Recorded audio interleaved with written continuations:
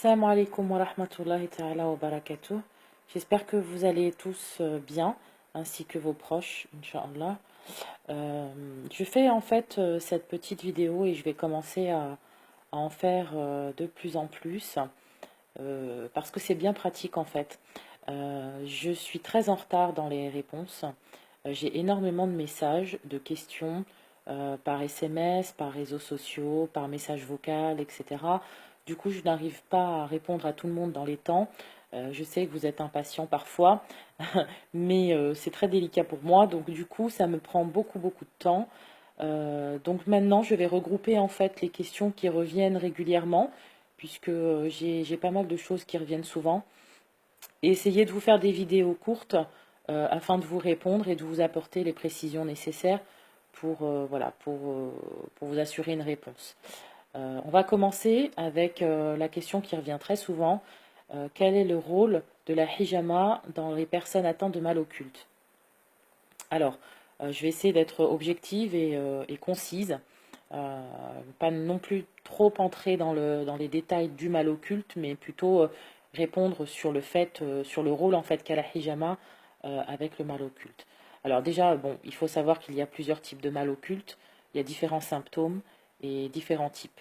Il faut les connaître euh, pour pouvoir le soigner. Mieux on connaît la maladie et mieux on arrive à la soigner, bien sûr.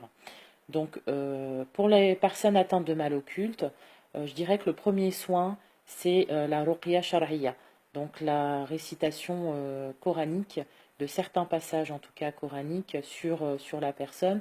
Alors, soit effectivement la personne peut la faire soi-même, c'est même mieux.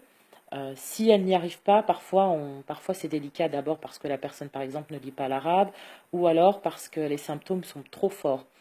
Ça peut arriver.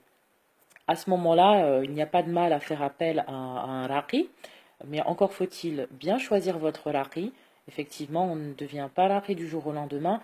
Il faut une personne qui maîtrise ce domaine du mal occulte, parce que vraiment c'est un domaine spécial. Il y a des spécificités importantes à connaître. Donc il faut quelqu'un qui maîtrise bien ce monde-là. Et puis, à côté de ça, il faut également une personne qui maîtrise les sciences coraniques, bien sûr, pour pouvoir réciter les bons passages coraniques dédiés au mal occulte et en fait faire la différence et bien voir en fait par quel type de mal occulte la personne est touchée. Voilà, donc le premier soin, la ruqya shar'iyya. Suite à cela, certainement que le raqi vous dirigera vers un traitement prophétique. Ça peut être de l'eau coranisée, ça peut être de l'huile d'olive coranisée, du costus, du séné, etc. Bon, voilà, certainement qu'il vous donnera un traitement prophétique à prendre quand vous n'êtes pas en ruqya, donc en dehors, entre vos séances de ruqya. C'est quelque chose d'important à faire et à suivre et à être persévérant dans ce traitement-là. Et il peut également vous diriger vers des hajams pour pratiquer une hijama. Alors pourquoi la hijama? En effet, quand les personnes qui sont atteintes de mal occulte, il faut savoir que elles ont des douleurs un petit peu partout, ça change. euh, Très souvent, c'est des nouveaux symptômes qui arrivent. Donc pourquoi? Parce que les djinns se baladent dans le sang. Donc forcément, la douleur, elle va se balader dans tout le corps. Alors, pourquoi est-ce qu'on dirige vers la hijama? Puisque la hijama, effectivement, a un rôle d'extraction de sang, donc du mauvais sang, à certains points donnés.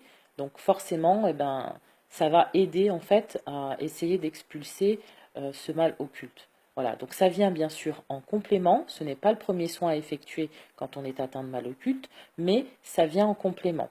Donc si effectivement une personne fait tout cela, ruqya intensive, traitement prophétique et hijama en parallèle, tout ça, tout ça lié, ça peut effectivement être un bon mode de pression sur le mal occulte pour permettre, Inch'Allah, bi'idnillah, la guérison et l'expulsion de ce mal occulte. Voilà, bien sûr, et bien évidemment, c'est Allah qui guérit, mais il est important de faire les sbeb de guérison, et nous ne sommes que des sbeb de guérison, bien sûr, mais il est important de les faire aussi dans la recherche de la guérison. Donc, je vous invite vraiment, voilà, à étudier ce monde, c'est important de connaître ça, de s'y préparer aussi, et puis surtout de bien lire vos dohas de protection quand vous sortez de la maison, quand vous entrez dans les toilettes, quand vous sortez des toilettes, quand vous prenez votre bain, quand vous déshabillez, quand vous habillez. Enfin bref, voilà, on a pas mal de dohas de protection à connaître pour éviter justement d'être touché par ce type de mal occulte.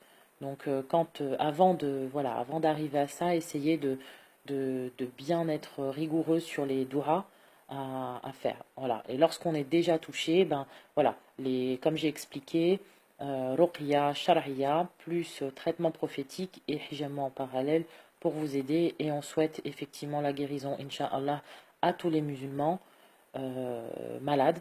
Donc qu'Allah les guérisse, Inch'Allah. Amin, amin, amin. Wassalamu alaikum wa rahmatullahi ta'ala wa barakatuh.